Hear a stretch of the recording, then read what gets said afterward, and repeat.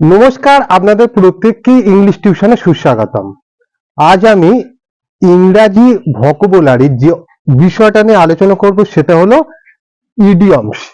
Idioms বলতে বাগধারা। আচ্ছা, ইডিয়মস সংক্রান্ত বিষয় আজকের আমাদের পঞ্চম দিনের ক্লাস। আচ্ছা, ইডিয়মসটা কাকে বলে?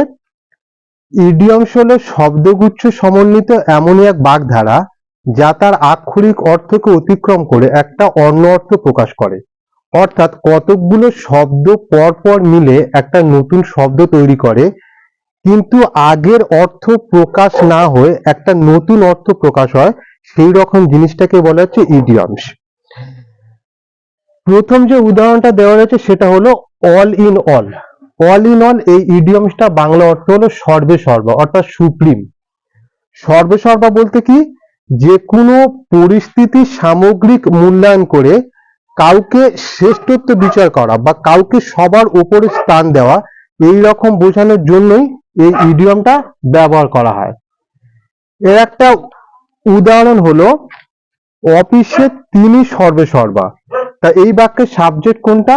তিনি। তিনি ইংরাজি কি? He. He is all in all, all in all in the office. He is all in all in the office, মানে অফিসে তিনি সর্বশ্রেষ্ঠ বা তিনি সর্বে সর্বা, মানে তার কথাই শেষ কথা। তার এই বাক্যে ইডিয়মটা কোনটা? এই বাক্যে ইডিয়মটা হলো all in all. All in all বলতে সর্বে সর্বা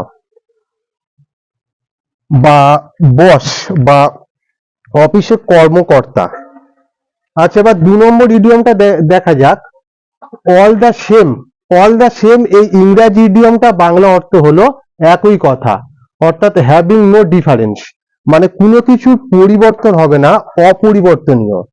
মানে নিজের সিদ্ধান্তে অনড় অবিচল থাকা বা নিজের সিদ্ধান্তে স্ট্রিক্ট থাকা, দৃঢ় থাকা, এই রকম বোঝানোর জন্যই এই ইডিয়মটা ব্যবহার করা। মানে নিজের ডিসিশন বা সিদ্ধান্তের প্রতি অনমনীয় মনোভাব বা দৃঢ়তা বোঝানোর জন্য এই ইডিয়মটা ব্যবহার করা হয়। অল দ্য সেম এবং হ্যাভিং নো ডিফারেন্স এই দুটো বাংলা অর্থ একই। এবার এর একটা উদাহরণ লক্ষ্য করা যাক। এর একটা উদাহরণ হলো সভায় তুমি যোগ দাও আর না দাও প্রায় একই কথা। সভাতে তুমি যোগ দিলে যে ব্যাপার, না দিলে সে একই ব্যাপার। এটাকে যদি আমরা ইংরেজিতে লিখি, এই বাক্যের সাবজেক্ট কোনটা? আচ্ছা, এটা ইন্ট্রোডাক্টরি দেওয়া দিয়ে শুরু করতে হবে। It is all the same, all the same, মানে এটা একই কথা। If you attend the meeting, attend the meeting. আচ্ছা, এখানে ছোট ছোট করে লিখে, if you attend the meeting or not. সবাই তুমি যোগ দাও আর না দাও প্রায় একই কথা। It is all the same if you attend the meeting or not. এই বাক্যের যে ইডিয়মটা হলো অল দ্য সেম, এবং এই বাক্যটা ইন্ট্রোডাক্টরি ইট দিয়ে শুরু হয়েছে, যে ইটটার প্রকৃত কোনো অর্থ থাকে না, বাক্যটাকে শুধুমাত্র শুরু করার জন্য এই ধরনের ইট ব্যবহার করা হয়। এর পরের যে 3 নম্বর উদাহরণটা দেওয়া রয়েছে সেটা হলো all the while. All the while এই ইডিয়মটা বাংলা অর্থ হলো সারাক্ষণ, অর্থাৎ অল দ্য টাইম। কোনো একটা নির্দিষ্ট সময় থেকে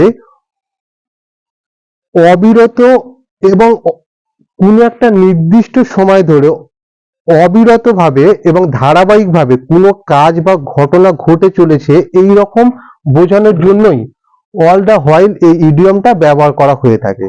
মানে কোনো একটা নির্দিষ্ট সময় ধরে ধারাবাহিকভাবে কোনো একটা কাজ বা ঘটনা ঘটছে, এই রকম বোঝানোর জন্য এই ইডিয়মটা ব্যবহার করা হয়। এর একটা উদাহরণ হলো ভালো ছেলেরা সারাক্ষণ পড়ে, দুষ্টুরা খেলা করে। তাহলে ভালো ছেলে ইংরেজি কি? গুড। গুডটা হলো adjective. Good boys, BOYS, good boys read, READ। এখানে কিন্তু অনেকগুলো ছেলে বলেছে বলেই এখানে বয়েজ হয়েছে। গুড বয়েজ রিড, এখানে একটা কোমা, দা নটি, NAUGHTY, নটি ওয়ান্স, নটি one play, all the while, all the while. কি বলছে? ভালো ছেলেরা সারাক্ষণ পড়ে, দুষ্টুরা খেলা করে। গুড বয়েজ রিড, দ্য নটি one play, all the while. এখানে ওয়ান বলতে এই বয়ের কথা বা বালকদের কথাই বোঝাচ্ছে, এবং এই বাক্যে ইডিয়মটা হলো অল দ্য হোয়াইল, মানে সারাক্ষণ। পরের 4 নম্বর উদাহরণটা খেয়াল করে দেখো। পরের 4 নম্বর যে উদাহরণটা বলছে all and sundry. All and sundry বলতে সকলকেই, অর্থাৎ এভরিওয়ান। জাতি ধর্ম বর্ণ নির্বিশেষে সকল মানুষকে যখন একত্রে বোঝায় তখন এই ইডিয়মটা ব্যবহার করা হয়। কোনো বিশেষ সম্প্রদায় বা ব্যক্তির প্রতি পক্ষপাতিত্বমূলক আচরণ না করে জাতি ধর্ম বর্ণ নির্বিশেষে সকলকে যখন সমবেতভাবে বা একত্রিত বোঝায় তখনই এই ইডিয়মটা ব্যবহার করা হয়। এর একটা উদাহরণ লক্ষ্য করে দেখো। বিদ্যাসাগর সকলকেই সাহায্য করেছিলেন, মানে বিদ্যাসাগর জাতি ধর্ম বর্ণ নির্বিশেষে কোনো একটা বিশেষ সম্প্রদায়কে তিনি সাহায্য করেননি, তিনি সকল মানুষকেই সাহায্য করেছিলেন। তাহলে এইটাকে যদি আমরা ট্রান্সলেশন করি, বিদ্যাসাগর, BIDYA, বিদ্যাসাগর, SAGOR, বিদ্যাসাগর কি বলছে? বিদ্যাসাগর হেল্প, সাহায্য কি বলছেন? করেছিলেন। এটাকে তাহলে পাস্ট টেন্সে করলে help, HELPED, Vidyasagar help all and sundry, all and sundry, SUNDRY,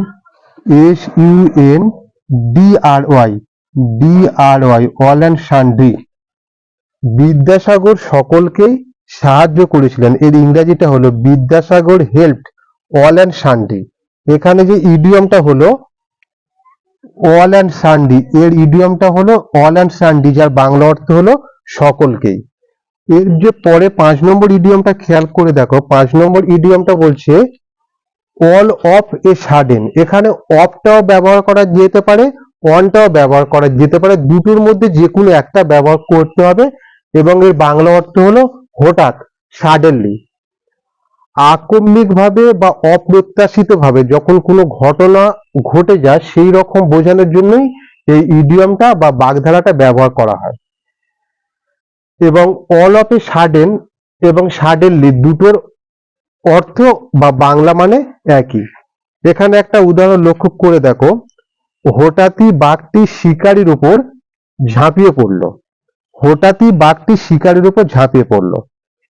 এবং প্রসঙ্গক্রমে এখানে অল অফ এ সাডেন যে ইডিয়মটা ব্যবহার করা হয়, এই ইডিয়মটা হয় বাক্যের একেবারে শুরুতে ব্যবহার করতে হবে কিংবা বাক্যের একেবারে শেষে ব্যবহার করতে হবে। বাক্যের মিডিলে ব্যবহার করা যাবে না, সাধারণত ব্যবহার করা হয় না। তা এটাকে যদি আমরা আগে বসিয়ে দিই, অল অফ এ সাডেন, এখানে আমি অফটাই নিলাম, অল অফ এ সাডেন।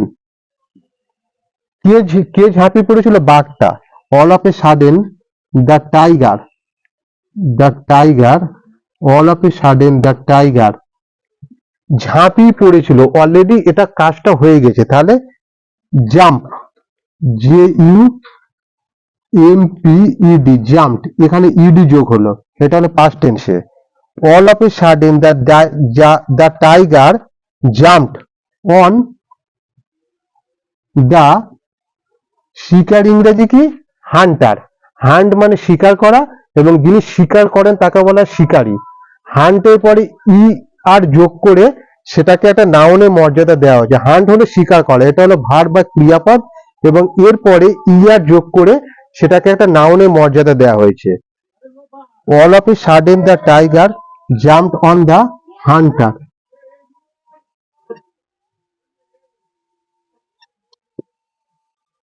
হঠাৎই বাঘটি শিকারীর উপর ঝাঁপিয়ে পড়ল। All of a sudden the tiger jumped on the Hunter.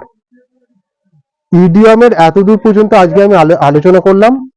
আমাদের এই প্লে বক্সে ইডিয়ম সহ ইংরাজি গ্রামারের আরো অন্যান্য বিষয় তোমরা প্রত্যেকে পেয়ে যাবে আমাদের এই প্লে লিস্টে, এবং ইডিয়মের যে আরো অন্যান্য ক্লাসগুলো সেটাও তোমরা প্লে লিস্টে পেয়ে যাবে। এই ভিডিও সম্পর্কে যদি আপনাদের কোনো কিছু মতামত থেকে নিচে কমেন্ট বক্সে লিখে অবশ্যই জানাবেন। ধন্যবাদ।